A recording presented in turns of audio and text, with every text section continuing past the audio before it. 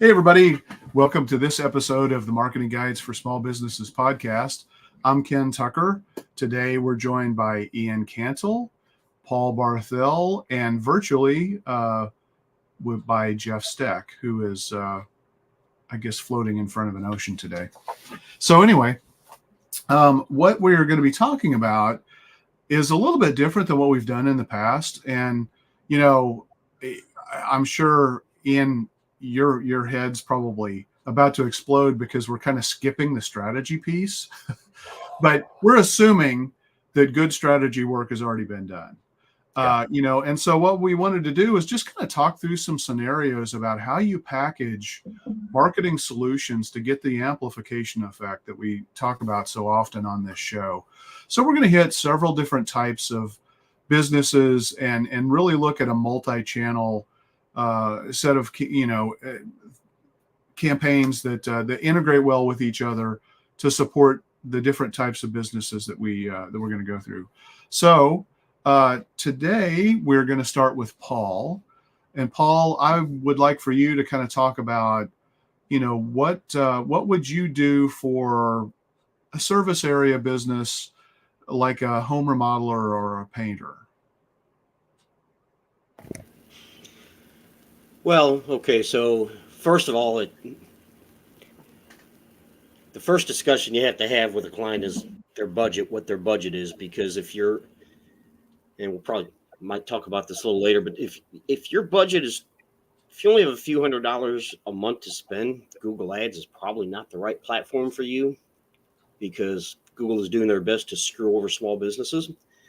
But optimize your small business listing. You need reviews. Make sure your service area details are filled out correctly. Upload photos and respond to reviews. That's one thing that we see consistently that no one ever does. They never respond to reviews, or they rarely respond to reviews. And Google does look at that. So you need to do that.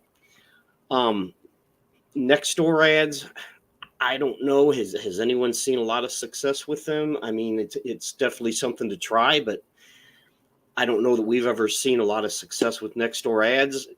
Well, I know we haven't seen success with next door ads, but it's an intriguing platform for sure. Yeah, definitely.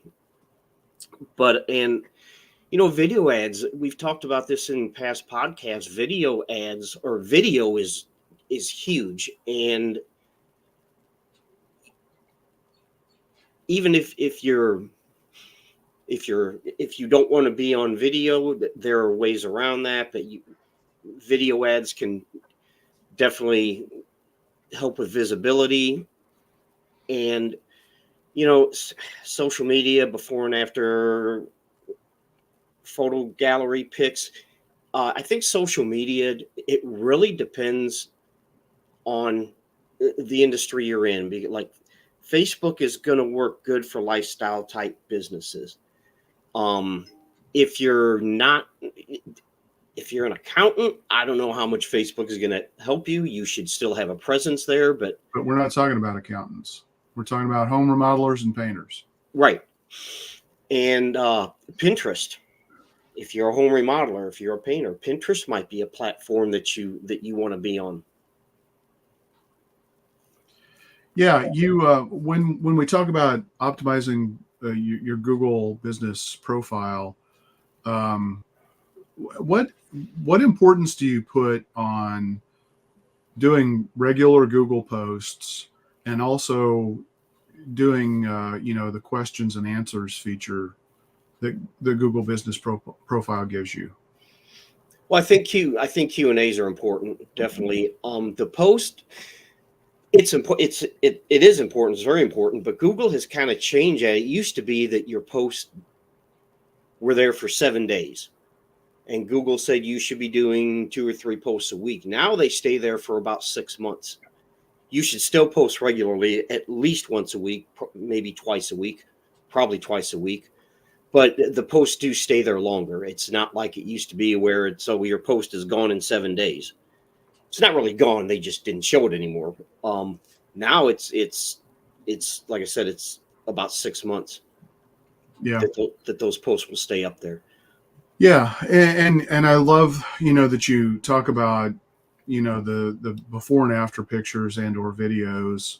Those are so important. I mean, it gives you great content for your website in a way that you could package it and describe the work that you did and the transformation. I mean, because ultimately, you know, these two businesses, home remodelers and painters, I mean, they're in the business of transforming the way a house looks or feels or the livability of the house. And so that transformation is going to be best captured ultimately in pictures and videos. You got to give words to it to help, rank on Google, because Google needs the words for content to rank. And obviously, I mean, this isn't a comprehensive set of tactics. I mean, we all, it like you said, it depends on your budget. And what I like about what you talked about is you picked a couple of traffic sources where you're paying to get traffic. This is probably a scenario where, there's a smaller budget. The SEO is going to be driven around building up the Google business profile ranking, probably focusing on a 3 to 5 mile radius around where the business is located. With what you've talked about so far. Anything else that you want to add? Yeah. One other thing, when you do a Google business post, you should always link back to your website. And I don't mean the home page. If let's say you're doing a before and after post on Google business profile, you should have content on your website that speaks directly to that, and you should link back to that content. And that gives Google another signal that, hey, this is content that is important. This is what we do. And just posting, that's good, but it's really not enough. You need to link back to something relevant on your website. Because I see this a lot with Google business profile posts. People will put a post up there and then they'll just link back to the homepage. And I guess that's better than not linking back to your website, but linking back to relevant content is going to help you a lot more. Yeah. You can do promotions and special offers too, right? With Google posts. Yes. Yeah. So, I mean, if that makes sense to do. And then the last thing, which I think, is something that you should look at in conjunction with this that you didn't mention. I'd love your thoughts on it, Art. Just getting other key business directory listings synced up. Is that still important? Yeah, it is, because it's important from a trust standpoint in Google's eyes. We did a podcast a few weeks ago about EEAT, expertise, authority. Trust. So yeah, and the most important thing there is trust, and having your directory listings be consistent goes a long way towards trust in the Google ecosystem. Yeah. Okay, cool. I mean, part of what we're also trying to accomplish with this episode is just to, kind of talk about maybe some tools that we don't talk about a lot, or some techniques or tactics that you can plug into an omni-channel approach. So again, these are not vetted. These are not crafted by hardcore strategy work. These are just kind of brainstorms to just kind of give people an idea of, what you could put together, but really just to hammer home the importance of omni-channel integrated omni-channel marketing. So next, I asked Jeff about emergency services, home services, like emergency plumbing services, water damage restoration, things like that. Here's what he had to say.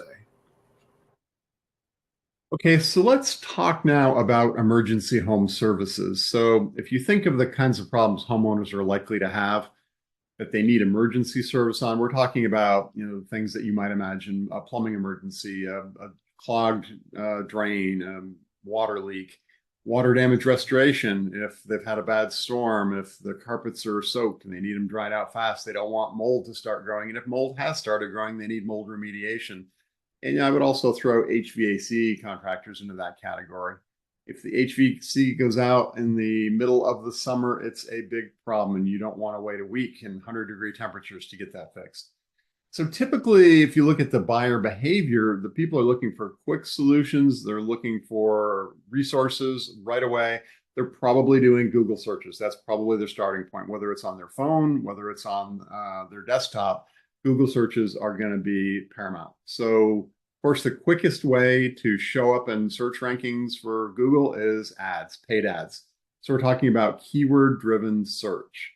So things like emergency plumber in Austin or water damage restoration near me, those are what people are looking for. So you want to make sure that you buy those keywords and get an ad showing if you're not doing well for SEO. And even if you are doing well for SEO and showing up organically for those keywords, you still might want to buy that just to have extra coverage on the page and get extra notice. So that's the first place to start, Google search with ads and for sure some SEO. Then when people get to your website, you want 24/7 contact information. You want to give them a path to get a hold of you quickly, get a response quickly. And especially after hours, that probably means an AI chatbot on your website answering their questions. It probably means an emergency contact form in a way to get notification to somebody who can get back to them. Yeah, that probably does mean somebody's got to be on call. It doesn't do any good to say, I've got 24/7 contact information. Thank you very much. It's midnight. Somebody will get back to you at 7 o'clock in the morning. That's probably not going to fly because your competitor that does have true 24/7 response is going to get the business. So you need to think about how are you going to allow people to connect with you and how are you going to get back to them? So that means some kind of automations, as I said, with chatbots, with emergency contact phone numbers, probably a missed call text back, reassuring people that you're going to get back to them right away, and then make sure you've got the mechanism to do that. You may want to look at doing some remarketing ads, and specifically online. Again, think about the buyer behavior. If somebody's looking for an emergency service, they go do some searches, they find a couple of possibilities.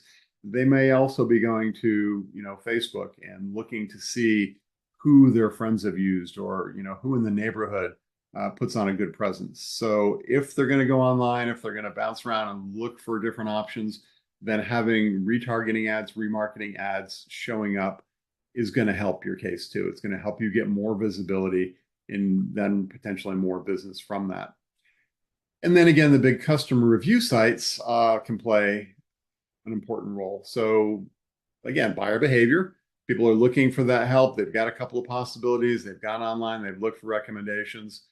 Now they're maybe going to look at Yelp or Home Advisor or Angie's List or even your Google Business Profile. They're going to check up on you. They're going to narrow that short list down, and they're going to figure out who to call. And this is all going to happen in a very short amount of time. Again, if my air conditioning's out and it's 100 degrees, I'm not going to take an hour, even an hour, it may be minutes, but I'm not going to take days by any means to do research. I'm going to figure it out pretty quickly.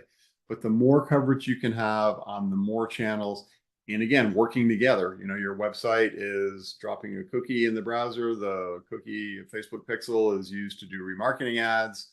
You've got the chat bots. You've got the missed call text back now, getting back to people. All of these things working together, that's your multi-channel approach to getting the business in. Okay. So, I mean, again, obviously, this is just a brainstorm. I'm going to keep mentioning this throughout the podcast, but again, a really nice set of solutions and some key points that sadly, way too many businesses don't have their phone number prominently displayed on their website. It doesn't scroll as somebody might scroll down the website. The navigation, the top navigation may not be sticky and stay at the top. You're missing opportunities if your business is related to emergency services. It's all about people contacting you and getting an immediate response. So you got to eliminate any barriers that are out there. Paul, Ian, any thoughts from you guys on this? One of the things I think that is so important is Google local service ads. I don't think he mentioned that. Google local service ads are radically different. They're basically a different platform than how you manage your other Google ads, but they show up in the listings. They're highlighted at the top. You only pay for the leads you get. You don't pay per impression or per click like you do with some of the other ad platforms, including Google search ads. But those, for a lot of emergency type services, those are really important. But I would re-emphasize, since we're talking multi-channel, that to actually win at the game, you should, if you have the budget, because the ROI will prove this out to you. If you pay for local service ads, if you pay for search ads, Google search ads, if you optimize your Google business profile so you show up high in the maps as well as those ads, you show up in the regular ads, and you do great SEO optimization, like you're just hitting people. They say that it used to be 7 impressions, took 7 impressions for someone to make a buying decision. It's now, the stats are all over the place, but it's at least 12, 15, sometimes 30, depending who you listen to. Right. But the point is, the more impressions you as a business can make on someone, the higher the opportunity that they will actually click the button, research you, and call you or have you call them back. So if you can own all of the Google search results, your chances of winning are far higher. And the stats show it, prove it out if you dig into the stats for Google stuff. Yeah. And when you say Google search results, I mean, you're including the different ad platforms, the maps, and organic listings. Everything. own the Google search results. Yeah. When you type in emergency plumber, you want to show up on everything. Exactly. Exactly. So, yeah. Paul, any other thoughts? No, I don't think so. Okay. All right. Ian, we're going to shift to you now. Let's talk about professional services. In this case, I was thinking of, predominantly like accountants or attorneys, folks like that. Talk about how you would put together an omnichannel or multi-channel approach for them. Sure. Yeah, there's going to be some consistency in what we talk about today, because, for a lot of businesses, it just proves beneficial regardless of the type of business you're in. But since I'm talking about professional services, accountants, attorneys, lawyers, Paul talked about Google Business Profile optimization. You have to be there. You have to have that optimized to the hilt. You have to be generating more and more, turning great satisfied customers and clients into great online reviews, right? And responding to those reviews. It all helps you show up better. Search engine optimization, for professionals, if they're ignoring this, huge opportunity lost. So this is just low-hanging fruit. Everybody should be doing this. Google search ads for professionals, they work as well. Because again, even if somebody is referred to you, the chances are they're going to Google you anyways. So, you want to own the search results as much as possible. So show up in the search ads, especially like you can, the nice thing about ads is if you're really busy, you can pull them back a little bit budget wise. If it's getting into tax season and you're feeling lean, crank out those ads, right? Like you can't do that with organic type strategies. Right. So ads give you a little bit of power that way to control things. LinkedIn ads, and I say this with a caveat because quite frankly, we have not had dramatic success with LinkedIn ads. It seems like it should be a slam dunk. So I'm really interested to hear if you guys have had some success, but we've tried LinkedIn ads for our own business, for some of the professionals we serve. It seems like a slam dunk. You can target by industry, job title, decision making, authority, like you name it, interests. It feels like strategically it should work. Mathematically, it just hasn't worked for our clients. But I put it out there because with the type of targeting, and it's unique targeting that is very unique to LinkedIn because of the type of platform it is, it should work. So I always recommend to clients, like, don't just because you have a preconceived idea. And even the reason I say it is that you should look at it is because I haven't given up on LinkedIn. Because one of the premises of good strategic marketing is to test and optimize, right? And so one of the tests, if you've already done some of the other tactics for your business, try LinkedIn ads, but do it well. Like, give it a good test. Don't just throw some money at it and see if it sticks. Yeah. Was Paul going to jump in there? No. Oh, okay. I think LinkedIn. I think they do have all this targeting you talked about, and I think that has kind of become their own worst enemy, because it's almost as if it's turned into nothing but a spam and sales platform. Right. Because of the targeting. And like you said, it does have all these targeting, and it should work. But I think it has become a platform that people just abuse because of those targeting options. That's my opinion. Yeah, we talked about a couple of weeks ago too, I think, that LinkedIn ads are really expensive. And in order to get the coverage that LinkedIn recommends that you do from your ad campaigns, they're demanding very large budgets. And sometimes that just doesn't align well with a service area or a natural area where you're going to draw your clientele from. Yeah.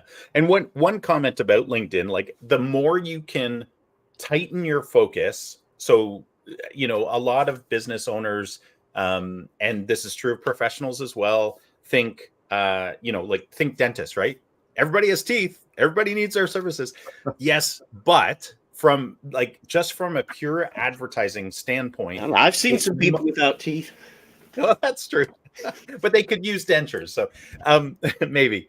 But it's far easier to get high ROI or higher ROI by tightening your focus and targeting, like, say you're a pediatric dentist only targeting parents of young children. That is so much easier and more cost effective than trying to do a shotgun approach to everybody with teeth, right? As an example, and this isn't just LinkedIn ads, this is any type of advertising for professionals. As an example, if you're an accountant, yes, maybe you can do personal taxes for everybody, but for a lot of accountants, they kind of choose one side, right? Like, we're either serving individuals and families, or we're serving businesses, and you need to target appropriately, right? Yeah. And if you go too broad, it's to your detriment. I did want to mention content marketing, right? Like, as a professional, you have a strong point of view. You should be sharing that point of view consistently in blog posts, sharing those blog posts on social. When you create consistent content, and blog posts are kind of the easiest, most natural way to do that, because it's content on your website. It helps your SEO. It provides you with shareable content for social media. It's shareable content for your email marketing to stay top of mind with the contacts that you have in your database. So it's very, very powerful. And then that leads into email marketing. If you're not email marketing to both prospects, customers, contacts, you should be. It is absolutely one of the highest return on investment activities you can do as a business, but do it well. Be a welcome guest, not a pest, right? And then we've already talked about websites, but all of these things, like, I don't think there's, I can't think of one.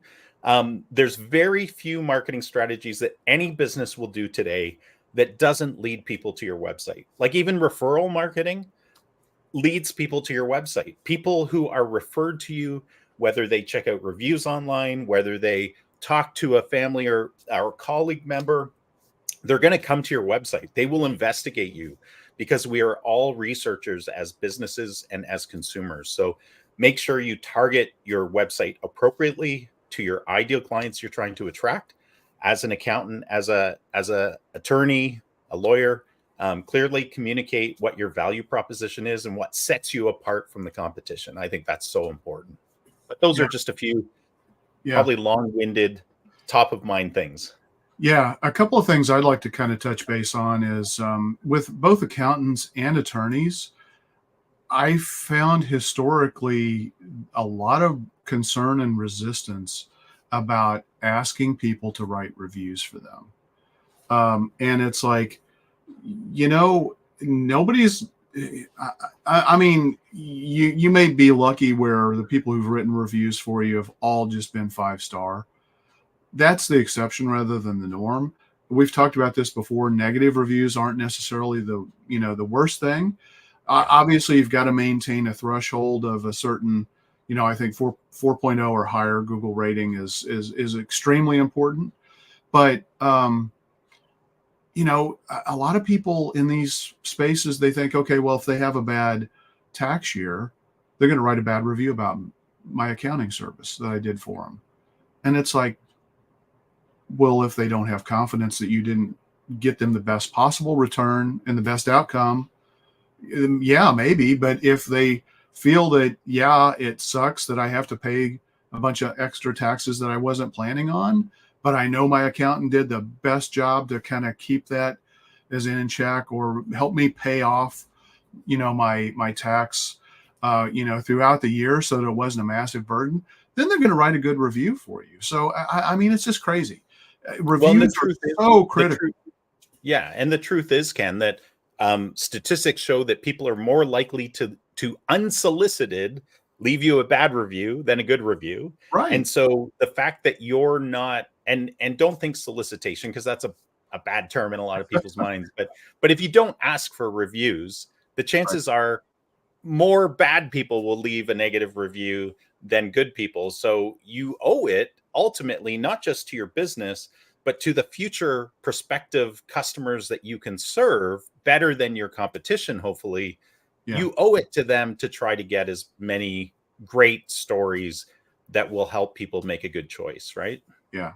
Yeah. Or you don't get any reviews, which also speaks volumes. Yeah. The other thing that I wanted to kind of hit up on is you talked about content marketing. And again, this is, professional services seem to me that where there's a proliferation of syndicated content onto their websites that does them no good, but it makes them think that they're helping themselves with SEO. But it's not unique content. It's syndicated to dozens and dozens and dozens, hundreds of other attorneys or accountants or whatever, whatever niche you're in, because it's not unique content. So Google just ignores it. And so you're paying for a service thinking, hey, everything's great. I'm really helping with my SEO here. You're not. And this is a professional services seems to me to be an area where they've been victimized by, people who, the content may be fantastic and there may be value in getting that content and putting it on your website. But if you're trying to do it to rank, it ain't happening. Here's an interesting story that we had with a CPA, so a chartered professional accountant. Which is kind of the highest level, at least in Canada, of accounting that you can get, right? Like these guys are highly educated. They know what they're doing. When we pitched them on their strategy and then ultimately on their website, they were hesitant about even going down that path because they were like, man, we gotta write all this content. We're like, no, that's included. We're the content experts. We just need to download your point of view from you and your team, and then we will write it and strategically create it. And then you just have to look at it and review it. And, your feedback will be vital. But they were, first of all, astounded by that. But then going back to that content engine, no accountant, no attorney, no dentist, anybody that's in that professional world, the whole point of them doing marketing is so that they don't have to do anything but the work they love doing and that they, studied for, right, and to grow their business. And none of them, for the most part, have time to write blog posts, right? So hire a professional. Not only will they create great content for you, it will be your point of view because good agencies will download it. They'll take your feedback. They'll optimize the process of creating content. And it will be fantastic. And it's not duplicate content like what you were talking about, Ken. But it's hard. It's hard to get past that for some professionals. Yeah, and for professionals, there's a real tendency to write technobabble, Yeah. where it means a lot to them, but to the target audience that they're trying to reach, it may be basically just gibberish. And so, that's where working with professional writers, first it frees up your time, so that you can go uniquely do what you need to do to make money in your business. And second of all, a good writer knows how to write to a specific audience. So, all Yeah, right. another quick story. Like we this is a different CPA. This is actually a certified professional accountant out of the US, where they felt their unique point of view was so unique that nobody else could write it, and it kept them stuck in the. We were just doing a website for them, but they got really stuck because they couldn't think. So the whole purpose of your website, people, is not for you. It's for the people you're trying to attract. And that was the biggest thing. We had to get them to switch their perception, Yeah. because if they only thought about it as, this is me, this is a representation of me, and I have to say all these big words and fancy stuff because I'm so highly educated, it doesn't matter. Like, there's other opportunities. You can do a peer presentation, where Right. you can use lots of big words because it's to your peers. But for consumers, for customers, business, think about the target audience. That's the most important thing. Yeah. All right, Paul. I tried to get this question to you, Ian, but I just couldn't get it to fit on the schedule. So I know you've got a lot to share on this. So jump in as appropriate.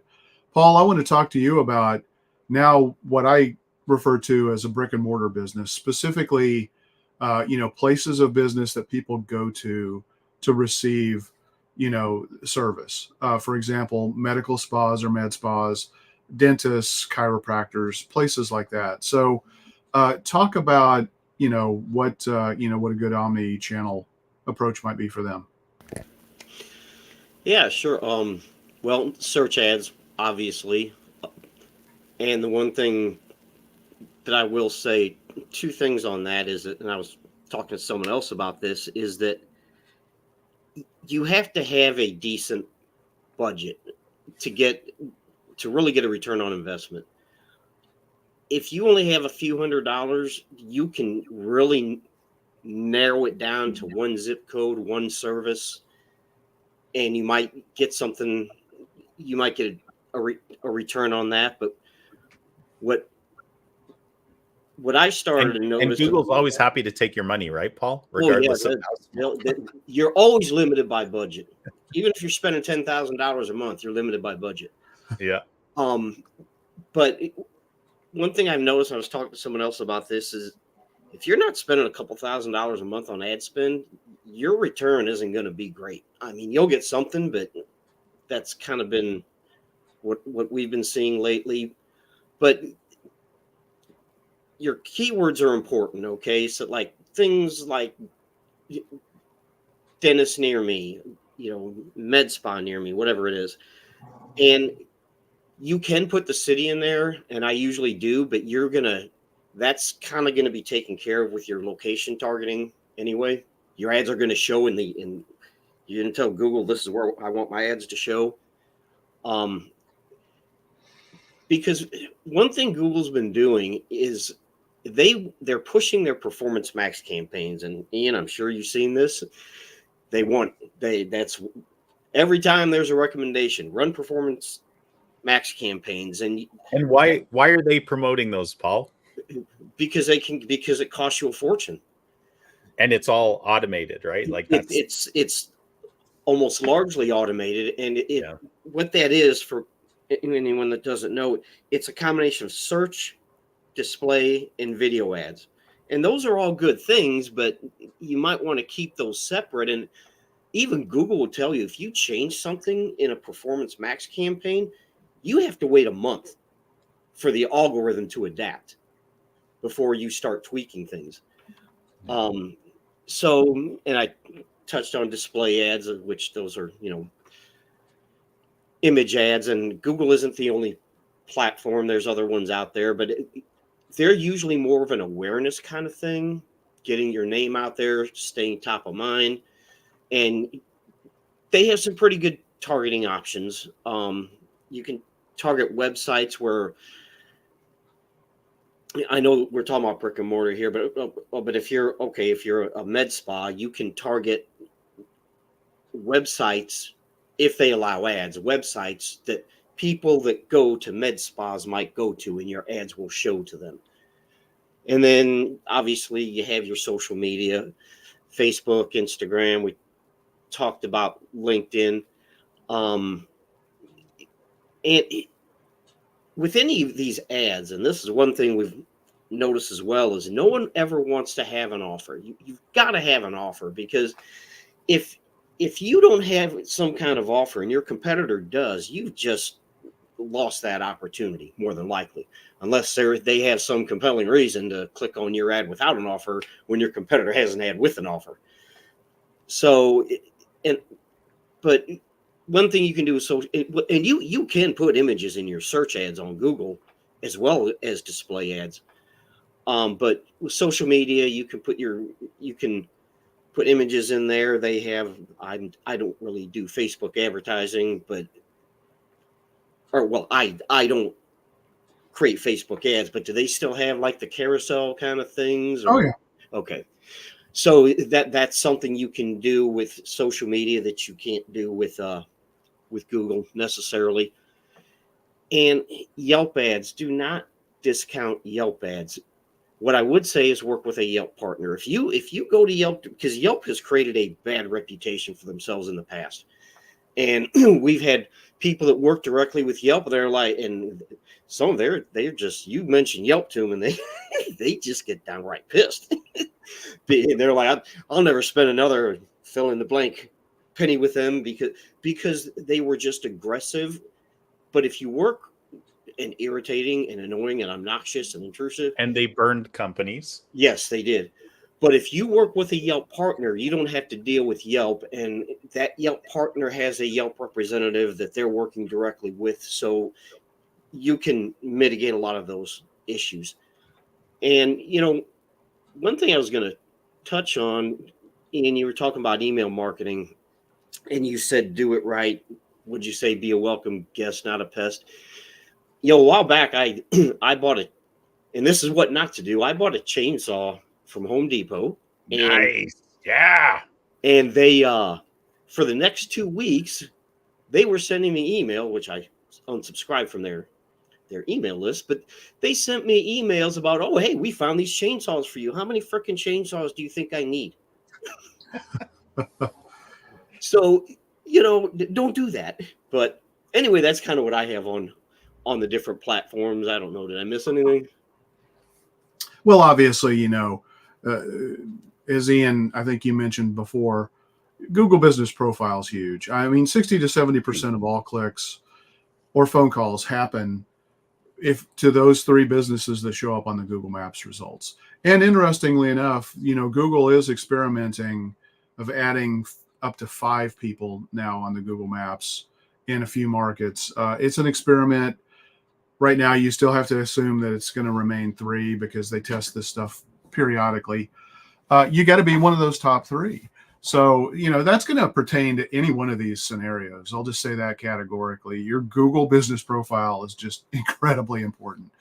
One of the points that I want to make is, with social media ads, with med spas and dentists, and Ian, you might be able to speak to this even, with more authority, but because it's talking about beauty and has a potential of maybe making somebody feel intimidated or, I don't know the right phrase, because everybody wants to show beauty, beauty, beauty, beauty, beauty. Nobody wants to look at, picture of a mouth of, really crooked, ugly teeth or rotten teeth or stuff like that.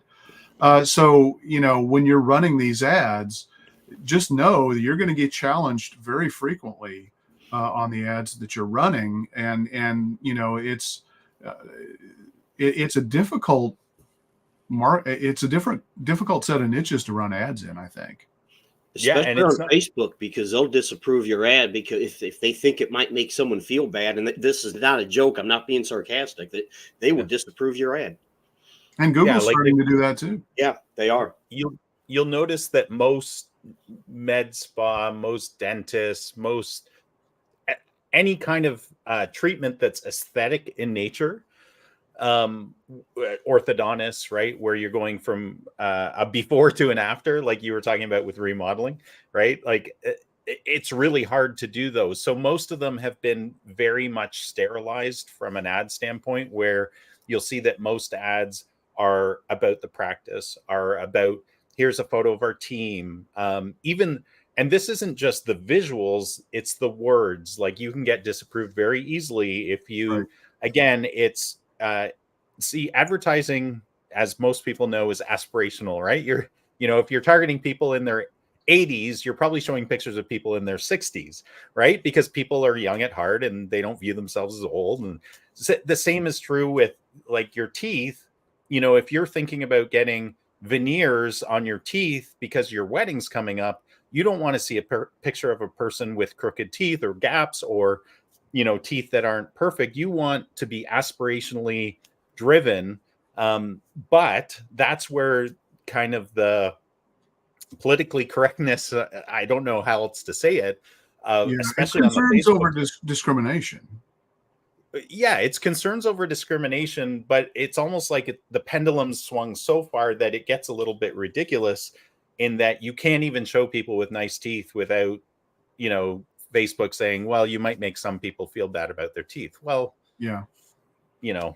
Yeah. So you have to find the exact center medium of somebody with not too crooked, not too straight. Like it's a funny world yeah, on the digital advertising side. But one thing I would add, I think Paul, you've covered it really well.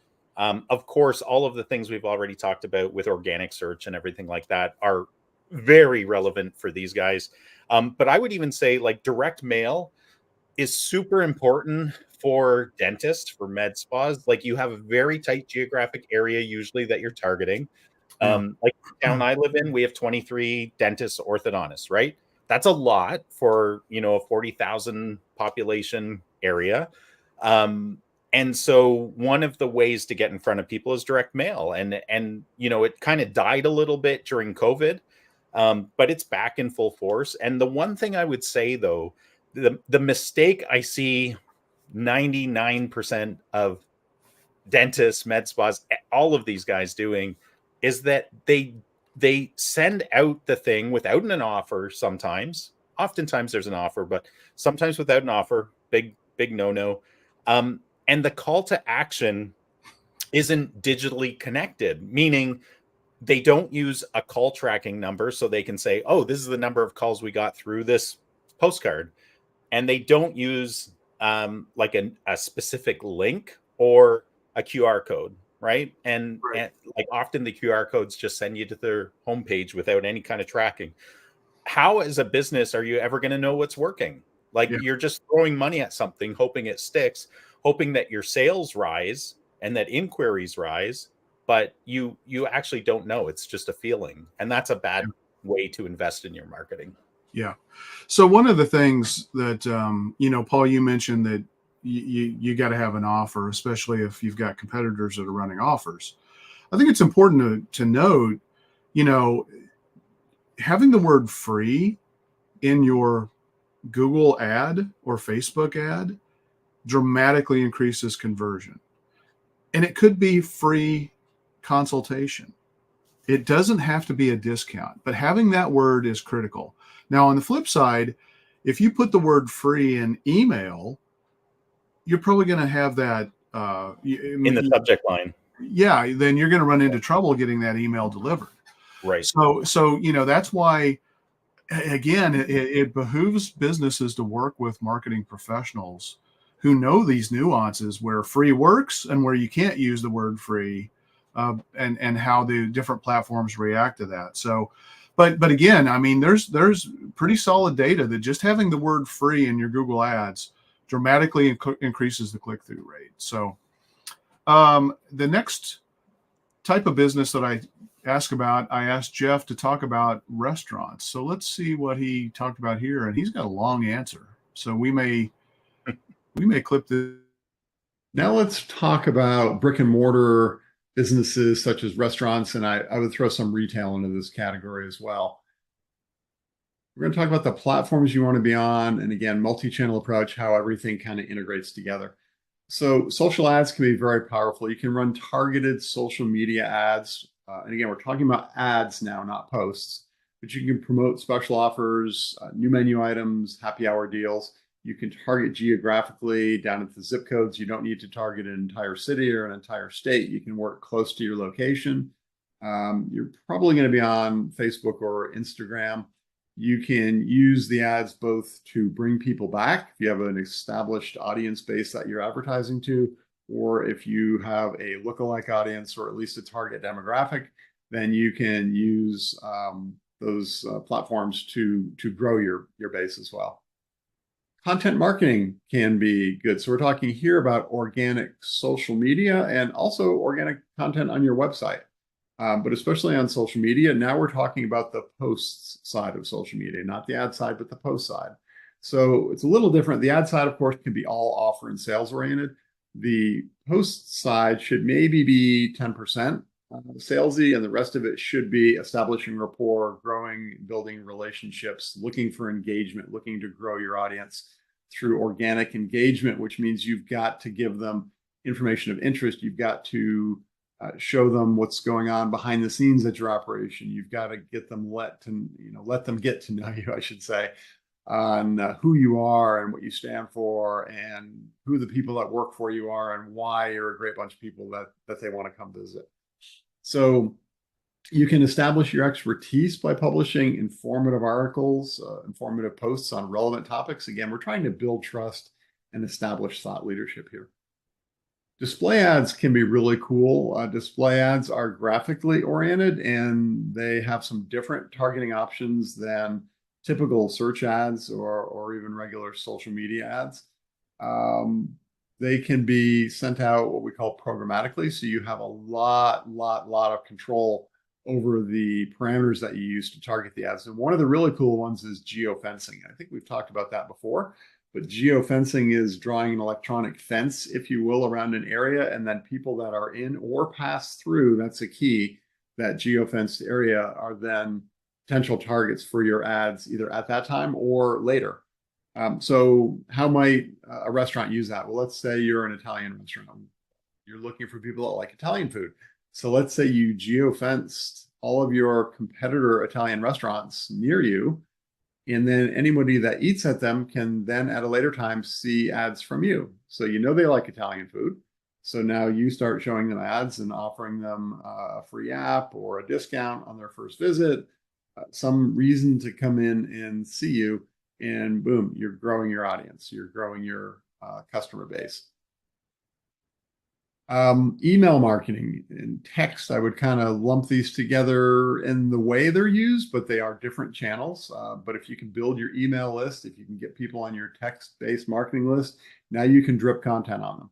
You can send out regular updates of what's going on at your business. You can send them offers. You can send them specials.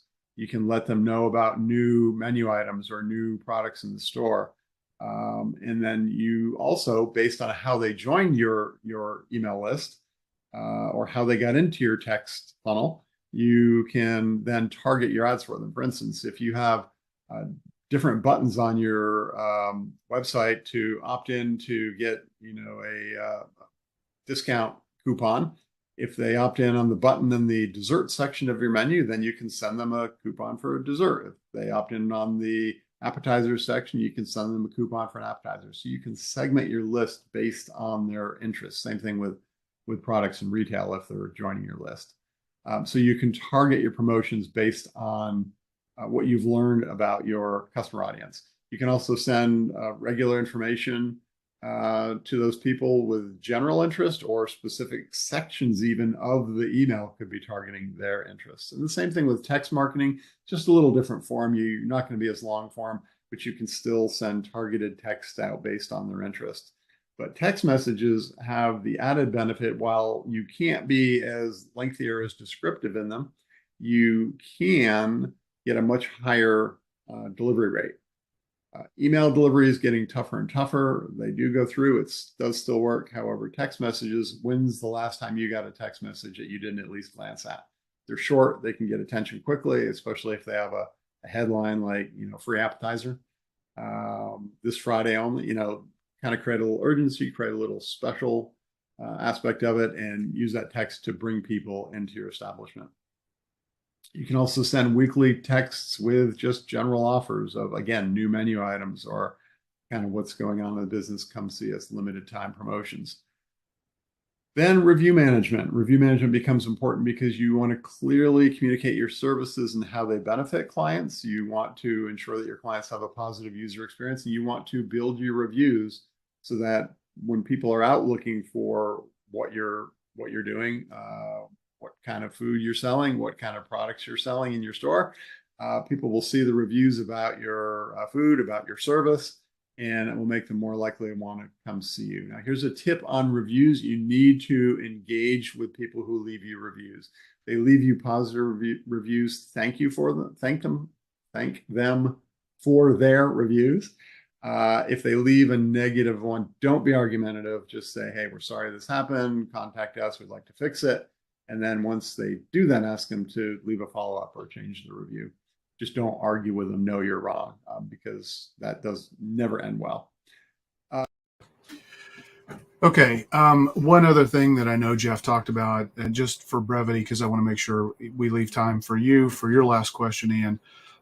Yelp ads and just the paid tools that Yelp gives you for restaurants. That's what 90% of people probably think Yelp is really all about, is restaurants. That's not the case, but restaurants are a heavily used type of business in the Yelp platform.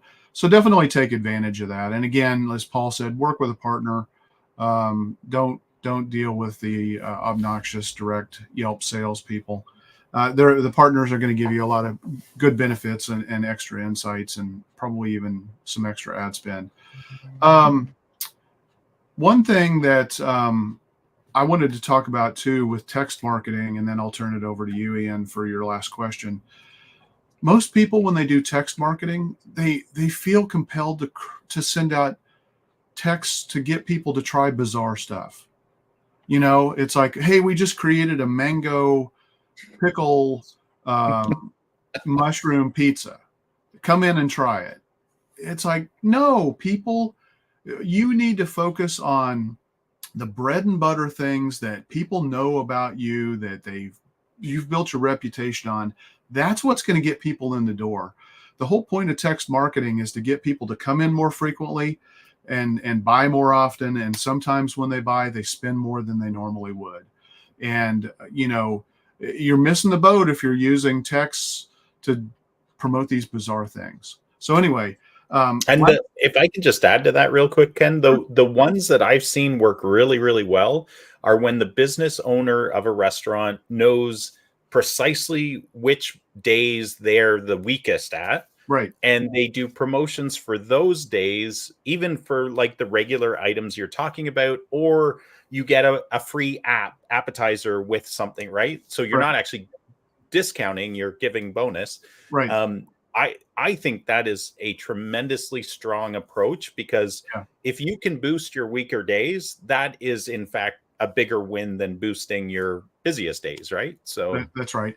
And what's great about text marketing is if you've built a really good text marketing list, if you need to step on the gas pedal, it's Friday afternoon and you're normally busy and full up by that time of the day, and you're not, you can do a text message to your list and say, hey, for the next 10 people, or if you can get here before 5 o'clock, here's a special we're running, and so you don't want to abuse that, because you need to be very respectful of the number of texts that you send overall. But it's got such a high delivery and read rate that it's the best way to step on the gas. A little bit different. One thing I think that should be added to restaurants, and I don't work with a lot of restaurants, so this is more observational and strategic thinking, but please, correct me if I'm wrong, but I see the power of user-generated content as such a high value thing, not just for like if somebody will take a picture of the food they're eating, like you do, Ken, you travel fairly often, you eat out while you're traveling, you take a picture of it, you share it, and you talk about the restaurant you're at, right? And it's not super detailed. It's just boom, here's what, here's this awesome looking food I'm eating. A lot of people do that. I'm eating this and you're not. Exactly. That's how it feels. So I'm at home eating a sandwich. Ken's having barbecue, Texas barbecue. But what I would say is there are strategies to help motivate people to do that, whether it's a contest entry or something like that. But if you can get people to do user-generated content, if you can encourage them not to just to leave reviews, but to leave reviews with photos, man, like that's going to boost your results to a higher level. Yeah. Great point.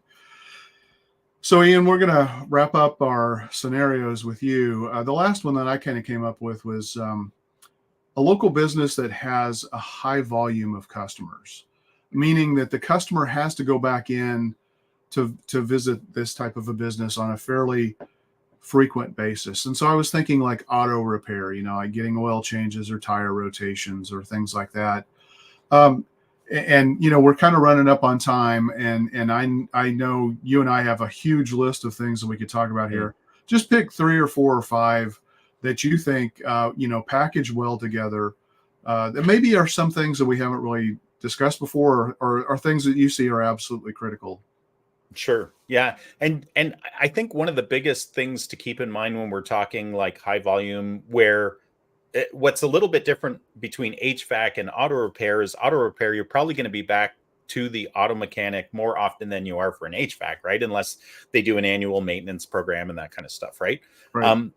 But what I would say is you have, and this is true with any business where you're trying to keep retention high, but I would say it's one of the things that are often overlooked by these types of businesses, repair and HVAC and some of the other types of businesses like that, is that every single time a person comes into your business, they're making a choice. And so don't assume that because somebody's been a customer of yours in the past, that they're going to be a customer of yours in the future. Like you have to work at providing great service. Absolutely. If you're not providing, that's a caveat that we should probably say in any of these podcasts. Like if you suck at what you do from a customer service standpoint, from a technical standpoint, no amount of marketing is going to help you. Your bucket is going to become so leaky, nothing can help, right? You're Unless just that's the audience that you're trying to attract. Maybe there's a case study there, but I don't know of that one. But I would say this. So all of the things I think we've talked about are super relevant for these types of businesses, right? Like an HVAC, an auto mechanic. When somebody's searching for you, you need to be showing up in search, the maps, the reviews, right? Yelp can help you in some areas. The one thing I would probably say is, a lot of these guys don't do a lot of content marketing. They could.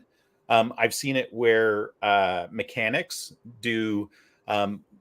In fact, it's a local mechanic here. They stopped doing this, but for a while, the wife of the mechanic got very involved in the social media, and she was creating not just social posts for women to help them with mechanical issues and how to navigate an engine and car issues, but she would actually do training on like a Saturday morning where she would walk women through, here's an engine, here's how to check your oil, here's that, right? Just things that some people just have no idea what to do with. And so I thought that was a really cool thing to do.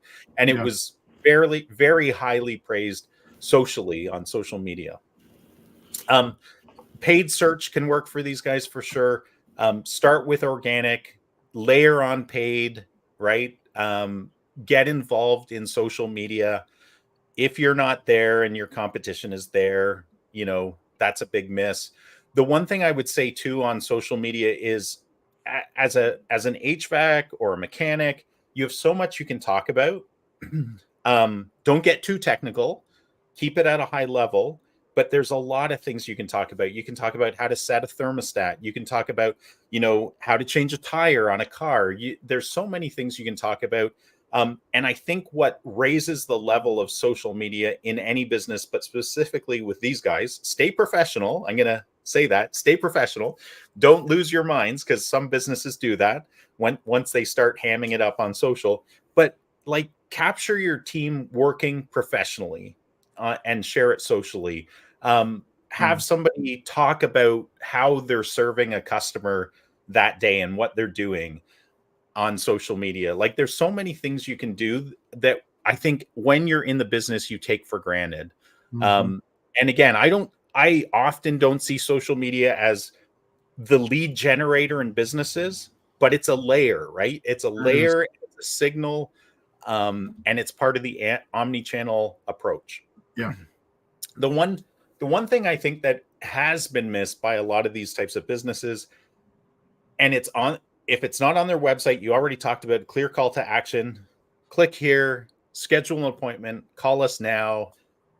For either of these, you want that. But even on your Google business profile, you can have a button now where you can click to book appointments, right? Make it easy. Yeah. And we've talked about this before. Speed to response is so vital, because if somebody doesn't get a response from you quickly, if not immediately, then they're going to move on to the next person on that Google search result, right? They're going to keep going through until they get a response. So speed of response is super, super important. And capture referrals, like testimonials, and share those with people. Yeah.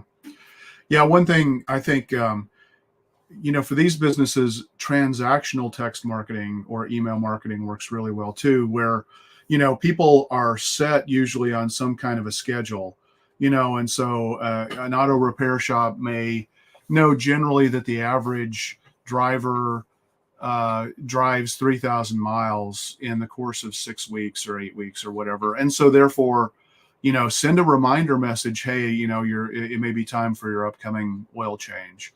If you're ready to schedule, click the button and boom, they're done. Yeah. So just, having those automated reminders that again, they have to align with what makes sense. If you're off by 5 or 10 weeks, they're either going to ignore it, which is not so bad, or you're going to make them mad, and then they're going to start complaining. If it's email, they may mark it as spam. Even if they did opt in, it's still tough for you to deal with that. So with that, we probably need to wrap up. We could go on and on and on. Hopefully everybody found that this was an interesting, nice little format where we talked about, some different business types and how we see a variety of different social media, digital marketing components being able to play well together and actually amplify the business results. So with that, I'm going to turn it over to you, Ian, and let you take us out. Yeah, because amplification becomes a force multiplier. Well, thanks again for joining us, guys. Click like, share with all your friends, family, colleagues, enemies. Get them to watch the show, to listen to the show. We're on Spotify, iTunes, you name it. We love serving you guys. If you have questions that are burning a hole in your mind or your wallet, reach out to us. Let us know. We would be happy to cover, or at least explore, the idea of covering that topic. And until next week, folks, keep calm and mark it on.